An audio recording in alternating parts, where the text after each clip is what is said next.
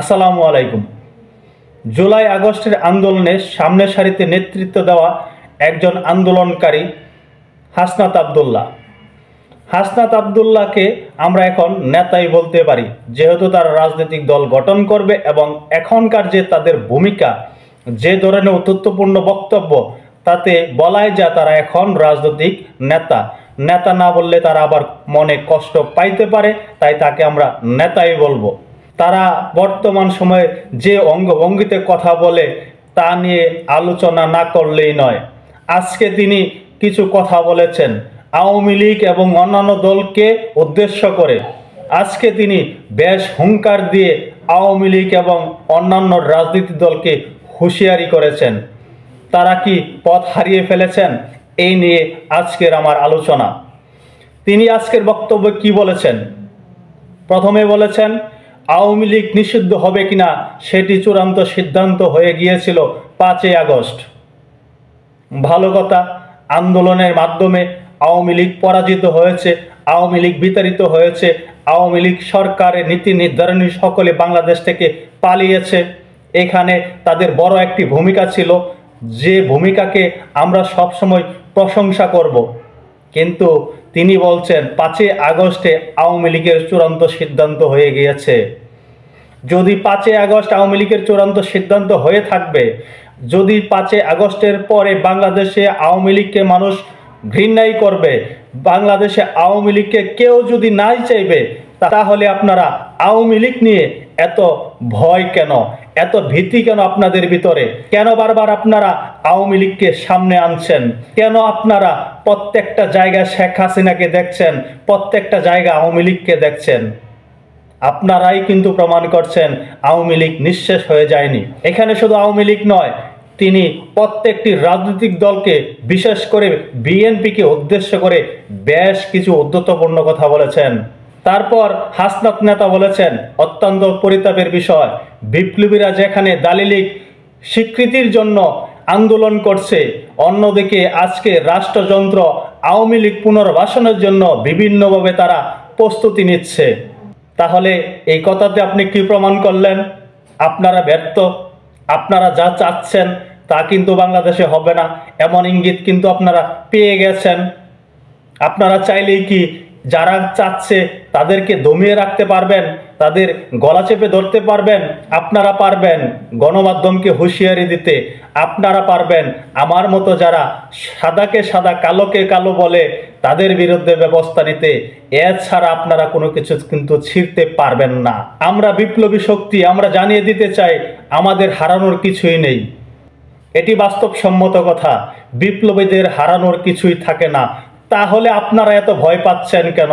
আপনারা কেন ভাবছেন বিএনপি যদি ক্ষমতায় আসে তাহলে আপনাদের অবস্থা খারাপ হইতে পারে? তাহলে আপনারা মরণকে কেন ভয় পাচ্ছেন?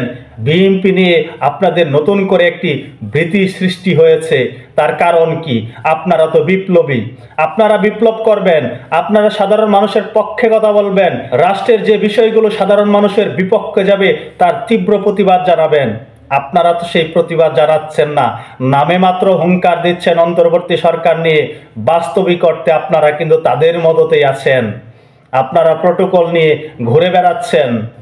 তারপরে আমাদের জাতির নেতা হাসনাত আবদুল্লাহ বলছেন আওয়ামী লীগ বাংলাদেশে পুনর্বাসন হবে কিনা সে সিদ্ধান্ত নতুন করে নেওয়ার কিছুই নেই। আপনাকে যদি আড়ালে কেউ জানতে চায় আওয়ামী লীগ নিয়ে আপনার সিদ্ধান্ত কি, সে আড়ালে আপনি বলতে পারতেন, এখানে এসে হুঙ্কার দিচ্ছেন কেন? তারপর বলছেন আওয়ামী লীগ পুনর্বাসন হবে কিনা সেটি অপ্রাসঙ্গিক, প্রাসঙ্গিক বিষয় নয়। প্রাসঙ্গিক অপ্রাসঙ্গিক বিষয় নিয়ে আপনাদের এত মাথা ব্যথা যদি থাকে, এখনকার বর্তমান সময় প্রাসঙ্গিক বিষয় কি? দ্রব্যমূল্যের ঊর্ধ্বগতি, সরকার যে ট্যাক্স কর বৃদ্ধি করেছে সেটি, তার বিরুদ্ধে কি আপনারা কোনো অবস্থান নিয়েছেন? তার বিরুদ্ধে কি আপনারা কোনো মন্তব্য করেছেন?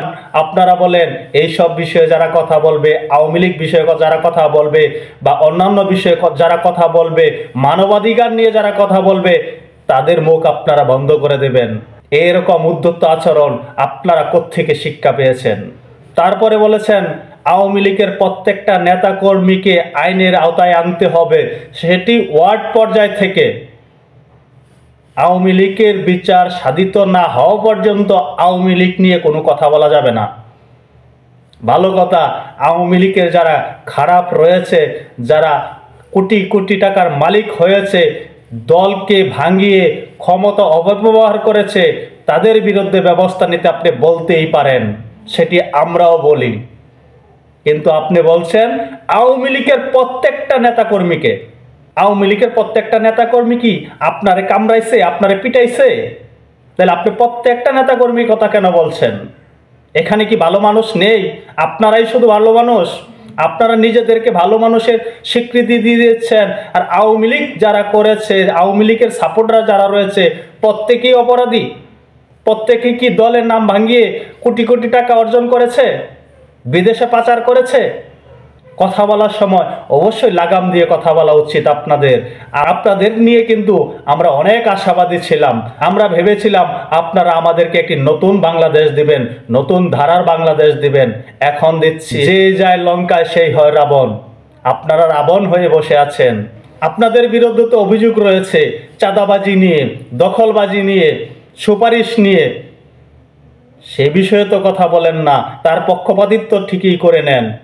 আমরা কিন্তু সে চিত্র কয়েকদিন আগেও দেখেছি। তারপর বলেছেন আওয়ামী লীগের মানবাধিকার নিয়ে, আওয়ামী লীগের নির্বাচনে অংশগ্রহণ করতে নিয়ে যারা কথা বলবে, আমরা ধরে নেব 16 বছর আওয়ামী লীগ যে অপকর্ম বাংলাদেশে কায়েম করেছিল, সেখানে তাদের ইন্ধন ছিল।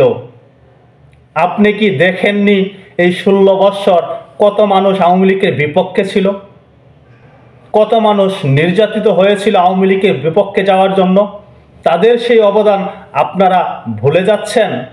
তারা কিন্তু আওয়ামী লীগের সময়েও আওয়ামী লীগের বিরোধিতা করেছিল, অনেক গণমাধ্যম আওয়ামী লীগের বিরোধিতা করেছিল, অনেক লেখক আওয়ামী লীগের বিরোধিতা করেছিল, অনেক সাংবাদিক আওয়ামী লীগের বিরোধিতা করেছিল। তার জন্য তাদেরকে অনেক বেশি খেসারত দিতে হয়েছে, তবু তারা আওয়ামী লীগের বিপক্ষেই অবস্থান নিয়েছিল। আপনারা এখন এসে বলছেন যেসব মিডিয়া, যেসব ব্যক্তি, যেসব বিশ্লেষক আওয়ামী লীগের মানবাধিকার নিয়ে কথা বলবে তাদের মুখ বন্ধ করে দেবেন। আপনি যে টোনে কথা বলেছেন, যে ভাষায় কথা বলেছেন, আপনি নিজে শুনে দেখেন আপনি কোন ভাষায় কথা বলেছেন, কিভাবে কথা বলেছেন। এই বাংলাদেশে আপনারাই সব ছিঁড়ে ফেলছেন, বাকিরা কোনো কিছু করে নাই, এরকম মন্তব্য কেন? আপনাকে নিয়েও কিন্তু অনেক সমালোচনা রয়েছে। এখন আপনারা জনপ্রতিনিধি হতে যাচ্ছেন, আপনাদেরকে নিয়ে কিন্তু সমালোচনা হবে। আপনারা বলছেন বাংলাদেশে যেই সরকারে আসুক, তারা যদি তরুণদেরকে ছাড়া কোনো কিছু করতে চায়, তাহলে আপনারা সেই 5ই আগস্ট ঘটাবেন। আপনারা রাজনৈতিক প্রতিপক্ষ বানাচ্ছেন বিএনপিকে। বিএনপি কিন্তু এটি বুঝতে পেরেছে, তাই আপনাদের কথায় খুব বেশি আসে যায় বলে তারা মনে করে না। তারা জানে তাদের পক্ষে জনগণ রয়েছে, তাদের পক্ষে যে বর্তমান জনপ্রিয়তা, তারা জানে একটি সুষ্ঠু ধারার নির্বাচন হলে তারা জয়ী হবে, আওয়ামী লীগ জয়ী হতে পারবে না। আওয়ামী লীগ নিয়ে আপনাদের যতটুকু মাথা ব্যথা তাদের কিন্তু নেই, কারণ তারা জানে তারা নির্বাচিত হবে। আর আপনাদের ভিতরে ভয় হলো আওয়ামী লীগ বিএনপি যেই ক্ষমতায় আসুক না কেন আপনাদের হয়তোবা অবস্থা খারাপ হয়ে যাবে, এই জন্য হুঙ্কার দিচ্ছেন। এইসব হুঙ্কার বন্ধ করে সাধারণ মানুষের কাতারে আসেন, সাধারণ মানুষের ভাষায় কথা বলেন, সাধারণ মানুষ কি চায় তা দেখেন, তা বাস্তবায়নের পক্ষে কাজ করেন। তাহলে আপনারা সারা জীবন হিরোই থাকবেন, না হলে কিন্তু জিরোতে চলে আসবেন। অলরেডি আপনাদের অবস্থা খারাপ হতে শুরু করে দিয়েছে। জনমনে আপনাদের প্রতি যতটুক মায়া ভালোবাসা ছিল সেখানে কিন্তু ঘাটতি পড়তে শুরু করে দিয়েছে। তাই আপনাদের প্রতি অনুরোধ থাকবে, ঔদ্ধত্যপূর্ণ বক্তব্য দিয়ে মাঠ না গরম করে বাস্তবতাকেই পুঁজি করুন। সাধারণ মানুষের পক্ষে দাঁড়ান, সাধারণ মানুষ যেন কষ্ট না পায় তার পক্ষে দাঁড়ান। আজকে আর বেশি কিছু বললাম না।